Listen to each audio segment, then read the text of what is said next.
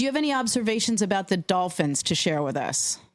I think that's a good football team, and what Mike McDaniel and his crew have done, they've done quite well. They do have to answer for 1-4 versus teams over 500.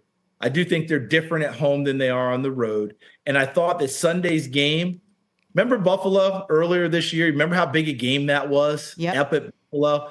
Remember the track meet that game opened up with? Both teams zoom, zoom, zoom, zoom. Any reminder on Sunday? Didn't it feel exactly the same way? And then Buffalo took charge.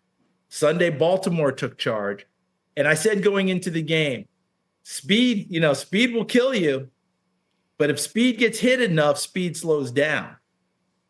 Baltimore's physical on defense. Buffalo got some hits in when they played, and it slowed them down just enough to allow them overall as a defense to adjust to things, to adjust to that fast motion out on the edge that puts you back on your heels, to adjust to those things. And all of a sudden, those throws that you were making earlier that were open now are being contested.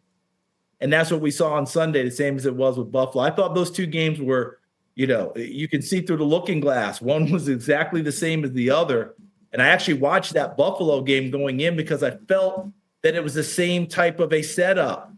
The emotion of that game, the stakes of the game, the eyes of the public on that one to see what was going on. I do think Miami's a good football team. I don't know that they're right there with the big ones yet, but I will tell you, I wouldn't want to play them at home. When they play in Miami, it's a whole different ball game for them. I just hate that they lost Bradley Chubb late on the defensive. Well, that's it. And they're playing at home against the Bills, and this is a huge showdown. And the Bills have been so bizarre this season that we don't really know what to expect coming in this Sunday. So what do you expect? Well, sometimes we get to that boxing analogy of styles making the fight. Buffalo's going to lean on what they did in the first game and try and recreate that blueprint. Have patience early. Survive the flurry because you know it's coming because Miami's a good starting team. They get out of blocks fast.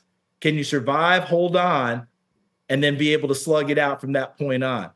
The other part is I think since Joe Brady has taken over as the offensive coordinator, he actually meshes with Sean McDermott in a great way. And the way is he will actually run the football.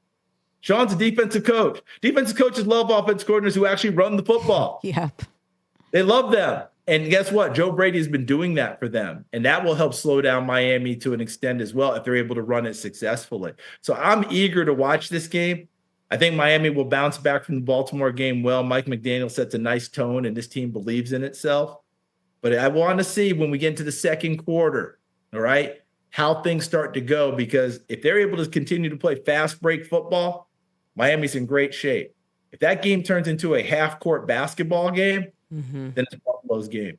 Check out new episodes of What the Football with Suzy Shuster and Amy Trask every Tuesday. Watch us on the Rich Eisen Show YouTube page or follow and listen wherever you get your podcasts.